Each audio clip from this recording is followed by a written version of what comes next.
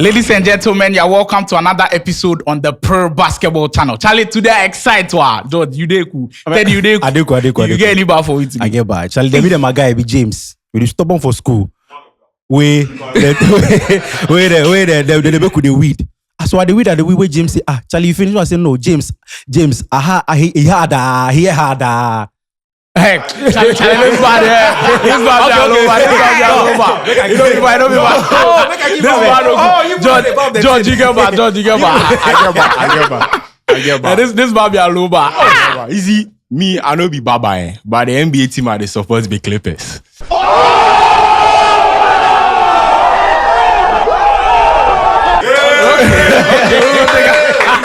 Oh, Charlie, I'll lose this thing. Charlie. I'll go bounce back.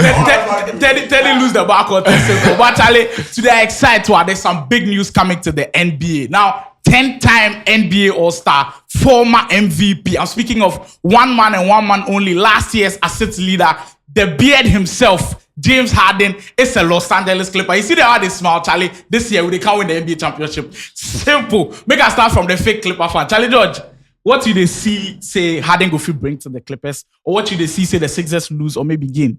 You see, then the off-season way, some speculations, they go around say Harden, they won't come to the Clippers. See, honestly, I don't want him to be on our team because James Harden be one player with drama, then the whole staff day in body.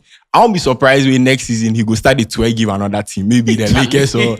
But you see, I see positives and negatives. But the negatives, they outweigh the positive. With the positive, James Harden be one player where he did add some offensive weight to when a Clipper side. 20 points per game score. Let's not forget, because we this Clippers team, we have Kawhi and PG. There's players, you know, go fit trust them, say them go give you that kind of 20 plus games together. So if we have somebody like Harden on the team, it'd be very nice, offensive, and he go. But you see the negatives there with James Harden. I don't know who is going to come up as the primary points guard because he no go like play off the ball. He be one guy where he be like the ball hog all the time. He won't bring up the ball, then facilitate, or he don't call the ISO play then. But we here on the team, I don't know where Ras go play because that would be a very big question. That go limit Ras. And James Harden be one player, if he go find him, you would have to lose some important players because we've lost the lives of Nick Batum. We lose Covington. Marcus Morris. But we don't be important players for you. But we lose your man too. We lose your man too. Covington be important for you. How Covington they add defense? What Morris they do for you? They come to Morris. Oh, Morris there. It's like we've not lost Morris because they gave us PJ Tucker. PJ Tucker then Morris, yeah, Charlie. But PJ Tucker we go take out. So you see, with the Sixers, I feel like they've added some defensive distant players to them. Now, right now, Embiid get Nick Batum. If Tyrese Maxey and Kelly Oubre have the set out, when you're double teaming Embiid, you have a player like Nick Batum, catch and shoot three, he will give you. If he misses, Embiid will catch on the rebound, then score. So it's a win-win situation, but I feel like the Sixers won the trade. You feel like the Sixers won the trade? Wow. Teddy, for the Sixers, they acquired Nick Batum, Rocco, then Marcus Morris, and some picks. Most of the people they talk say the Clippers win the trade, but with what George talk, maybe you feel say they go package those players to get another All-Star, maybe to pair with Maxey and Embiid. Oh no. They say as the strip club for LASA James the Cup. Them more they add more posts. Charlie. Everybody excited. You see? Better body than they work for places. See, the Philadelphia 76ers, they've won the trade. They won this trade because you see, they say bad company they corrupts good manners. James Harden was that bad company, and right now they've shipped him out. So right now they get players where like Maxey. Right now Maxey go fit hold ball, then do whatever he want to because now you don't get that kind of restriction. If you want to tell me say Kawhi go play a whole 2 months playoffs game without him getting hurt, then that means the Clippers were already fine. You didn't need him. And adding a player like Harden hasn't added any value to the Clippers at all. That'd be big no for me. At all. That'd be big no for me. At all. Because see, he's a professional in being unavailable when he's needed. No. That's for Harden, saying he's unavailable, I'll say no because if he's not on the floor, then definitely he's injured. I've not seen situations for Harden like Kyrie where they go toxic for personal reasons. For Harden, he always do on the floor. And you the toxic, he know they add any value. I really disagree because if you during regular season, fine, they add something. But during the playoffs, look, he had played with players like Chris Paul, Kevin Durant, Kyrie, the Kevin Durant, Embiid, Kyrie thing, Embiid. they're not there on the floor. Fine, right now. And when it got to the playoffs, he was nowhere to be found, and that's the narrative. So if you're looking at a team where Kawhi may not be available, adding him to someone like PG who is not consistent, that's a bad combination. Somebody, if we reach there, Charlie James shoot for it, it no go work. So he has actually not. I think Clay Sixers has won the trade. Well, But you see, with Harden himself, and he has been to 4 different teams in 2.5 years. This guy, you can't build a franchise around him. Bro. The next year, he will leave.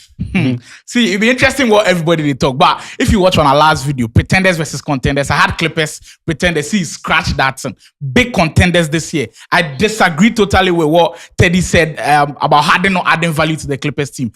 A few years ago, we needed a point guard. We got Russ. Russ was excellent, but Russ can't space the floor for you every single time. With Harden, we've got spacing. We lose a little bit of defense, but that is where Terrence Mann comes in. We lose a bit of size because we lost Covington and Roku, but we still go fear adjust on that end. We've still got Ty Lue on the coaching end to kind of figure things out. So at the beg, the Clippers, will they come this year? Top 4 teams in the West, Nuggets, Clippers, Lakers, they go feel bad. Suns, maybe probably Warriors, but the Clippers are coming very hard this year. Now, we are staying in LA because this Becker some big match they come on. The Battle of LA. I know it has been one-sided, but the purple and gold will be coming up against, of course, the people that they call the my stepsons, the Los Angeles Lakers. This evening, the Battle of LA comes on. George, it'll be one-sided because the last 11 games, the Clippers have won against the Lakers. Do you see that changing?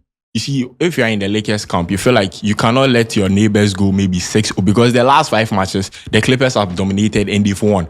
If you're in the Clippers camp, you feel like, okay, let's get this win because we've added James Harden. You see, when you go on Twitter, but probably he won't play because it's still early days. Because it's a back-to-back from the Magic game to the Lakers game, and Harden just joined.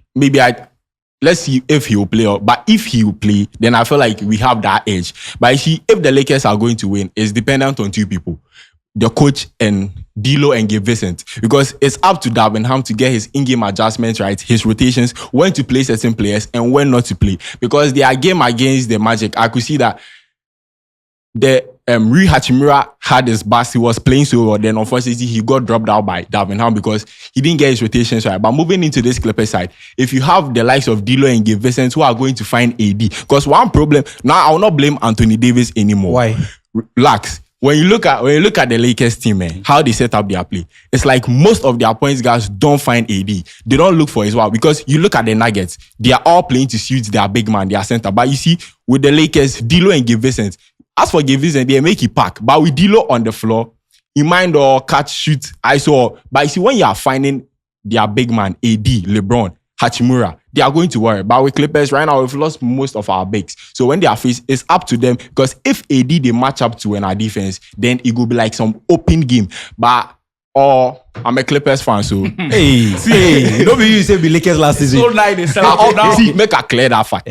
I the talk, see, I'll be Clippers fan. So how last year playoffs year you You say the last year, you say I'll be LeBron sexual. Charlie, You be like James Harden. Now see, for this game, for the past few years, the Clippers have solely dominated because when Ty Lue came in, if you watch the games, we did dare the Lakers make them shoot because them at 3-point shooting will be good. And it seems like we'll have the advantage this season because after the 4 games the Lakers play, then be 28 on 3-point scoring list, 29% from 3. So we can still dare them to shoot. But the only problem the Clippers have is they'll be playing on a back-to-back. Last year we play the Magic, today we play the Lakers. So maybe Kawhi and Paul George no go play. How you view this one? Or then go play because it be Battle of LA, obviously. Your Ty Lue go like that title, put in shoulder, then take brag.